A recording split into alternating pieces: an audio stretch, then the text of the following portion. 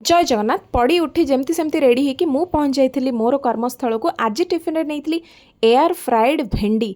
भाई एटा तो मोर फेवरेट हो गला काटिबा आउ किछि करिवार टेंशन नहीं। धोई दियो भल किना आउ टिके ब्लैक पेपर आउ टिके सॉल्ट आउ टिके ऑयल मैरिनेट करके रखी देकी 10 मिनिट रे रेडी हो जाउची एयर फ्राइड भेंडी, जोड़ा कि बहुत ही टेस्टी लगुची। नहीं किछि फ्रूट्स ताको कंज्यूम कर सारा पर मु आसली तलकू। सेठी समस्ते डिसाइड करथलु कि जाइकी कॉफी पीबू। तो पाख दुकान में आम कॉफी पीथलु तो सेठी पहुँचिकी देखुचु ओनर नाहांती। तो कौन करिया एते लेट हो गलानी। तो मु सेठी एक्टिंग कर देइथली कॉफी बनायार। ओनर साइड रे ही ठिया आइचंदी। बाकी मु रेकॉर्डिंग करिया पई गैस भी ऑन हैनी। सेठी मु कॉफी बनायार अभिनय करूची।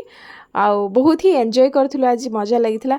आमे सेठी खाइथिलु आज खड़ू खड़ू नाड़ी ना कौन एटा कहती मु खड़ू ही कहे। आपण मैंने कौन कहते प्लीज मते कमेंट करके जणातु।